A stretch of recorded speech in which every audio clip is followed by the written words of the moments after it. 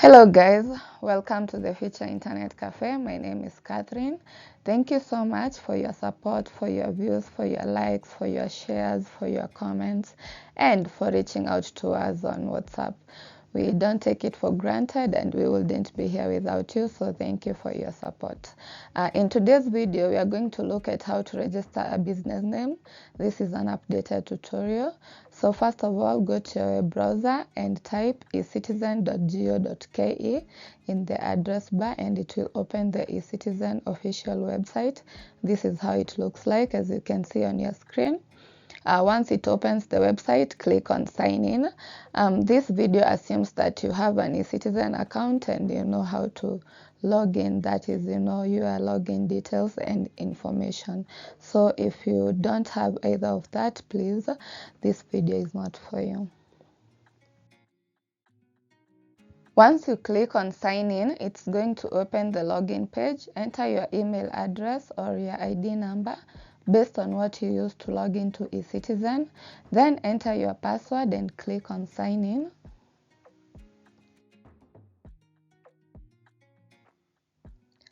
Once you click on login, it's going to ask you to verify that it's actually you who is trying to sign into your account by sending an OTP to either your email or your phone number based on what you have access to.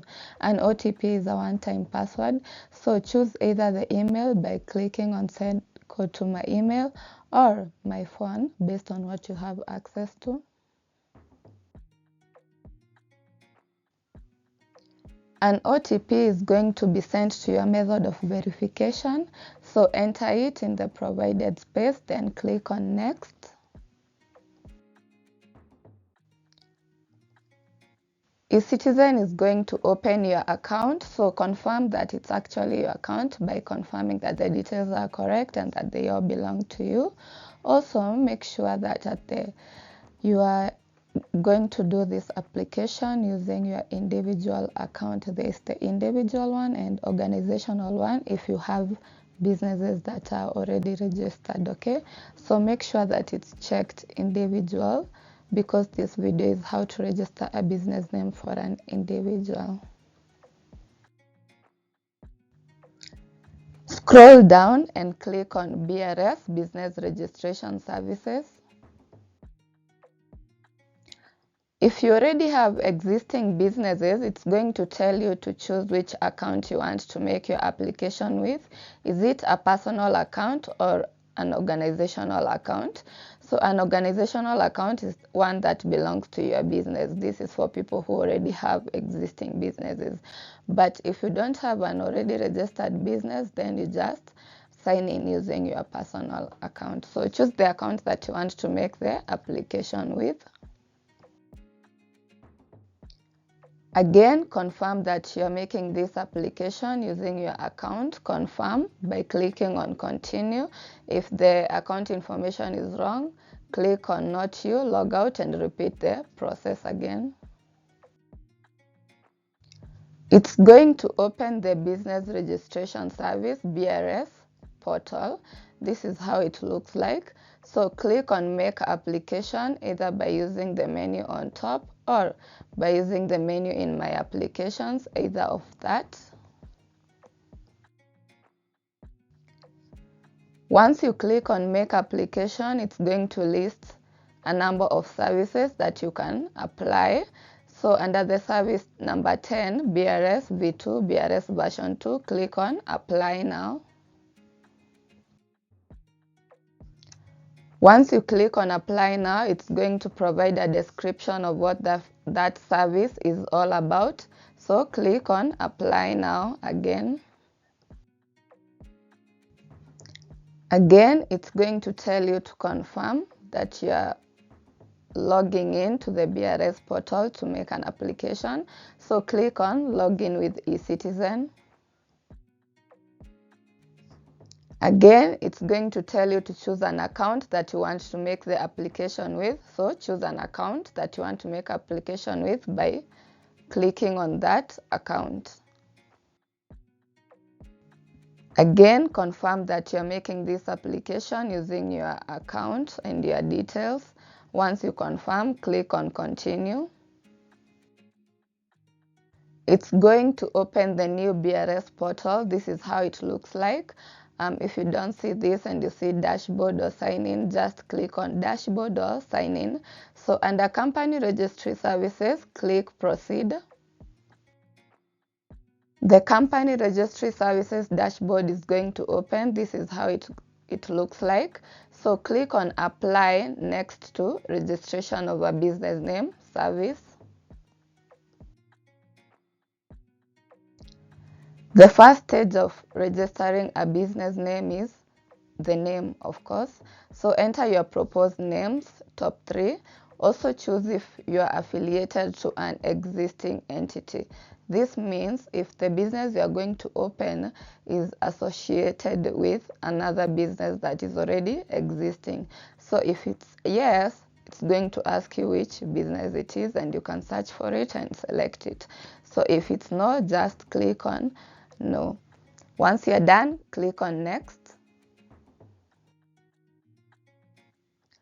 The second step in business name registration is the applicant details, the person who is making the application. So the details are going to auto-populate automatically based on the account that is making the application. So choose the other details such as capacity, are you a proprietor or a representative? Enter the address, and then once you're done, click on next. The third step in business name registration is choosing the nature of your business. Which industry are you in? So once you choose, click on next.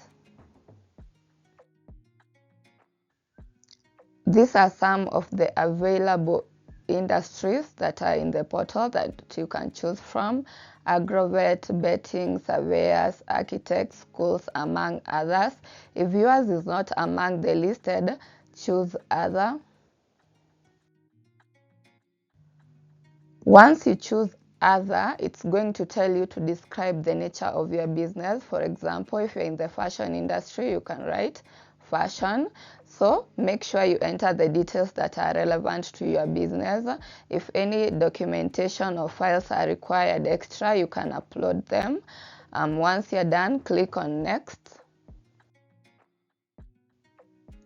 The next step in business name registration is the office address. So make sure you enter the address of your business. Where is it going to be located? The county, the district, the locality, name of the building, plot number, estate or house number, either of the 3, the street or the road nearest to your business, the floor, the room number, if you know them, although those are not mandatory details, the postal address and the postal code, mobile number, and also the email address of the business. So any field that has an asterisk is a required field. So any field that has an asterisk, make sure you answer those questions. Once you're done, click on next. The next step is to enter the ownership information. Who is the proprietor? Who are the owners of the business? Their names are going to appear in the business registration certificate. So this is where you enter who is the owner of the business. To do that, click on Add Proprietor. Once you click on Add Proprietor, it's going to tell you to choose an ID type. Kenyan citizen is the proprietor, Kenyan citizen, a foreign resident, a local company, or other legal persons. So based on your ID type, the questions are going to be different, but this tutorial is for a Kenyan citizen, so choose Kenyan citizen if you are a Kenyan citizen. The questions might differ, but not that much. So once you're done, click on Save. The next step is to enter the details of the proprietor, such as their ID number, their first name, their contact details, uploading a passport photo of them, and other relevant details. As I stated earlier, any field that has an asterisk is a required field.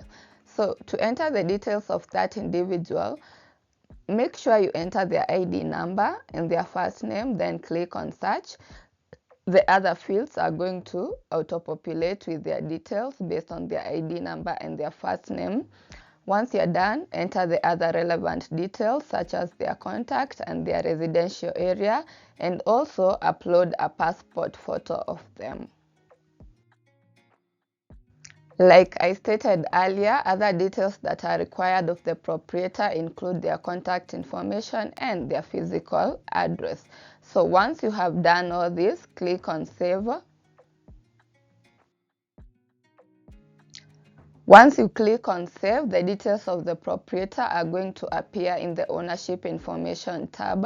So you can also edit the proprietor information in case you entered wrong details somewhere or you want to change something. You can also remove them and add someone else, and you can also add another proprietor in case you are more than one partner, in case you are more than one person in the business, that is, you are not a sole proprietor and you have a partner or partners in your business. You can add them by clicking on Add Proprietor. So once you have added all the information as it meets your business needs, click on Next. So we are almost done. The next step is to download the form that details your application that you have just submitted. So go through the information, read, sign, scan, and then you're going to upload it again. So let's first take a look at how this document looks like and where you are supposed to sign. This is how the BN2 business name registration form looks like. So if you are a sole proprietor, you are only one person in that business, go to section 5 and click sign at the signature end of the field, okay, the column with the signature at the number 5, particulars of proprietor for partners. However, in case you are more than 2 people in the business, that is, you are more than one, you have a partner or partners, and one of the partners or more of them are not available to sign the document, you have to take it to a commissioner for oaths and advocate to sign, to say that it's true you have partners and they are not available to sign. So if you are a sole proprietor, only sign at the section 5. However, if you have a partner or partners in the business who are not available to sign the document, use the statutory declaration space. Once you have signed your form, scan it and then upload it back to the portal by clicking on Choose File, upload it and click on Next. The next step is the payment. You're going to pay a sum of 950 Kenyan shillings. You can pay using the method that is available to you from M-Pesa, Airtel, also bank transfers. So make sure you choose the payment method that is available to you. Once you're done, you're going to receive a receipt. You can download it and keep a copy for yourself or print one. And by doing that, you'll have submitted your application for your business name registration as a sole proprietor or partnership. To make sure that your application was submitted successfully, click on the application history menu, sub-menu at the top there. Check the status. So the status is going to say paid if you have already paid, or pending payment in case you submitted but did not pay. So to know the status of your business name application, always check your status in the application history. Thank you so much for staying with me and for watching this video. My name has been Catherine. Until next time, bye bye.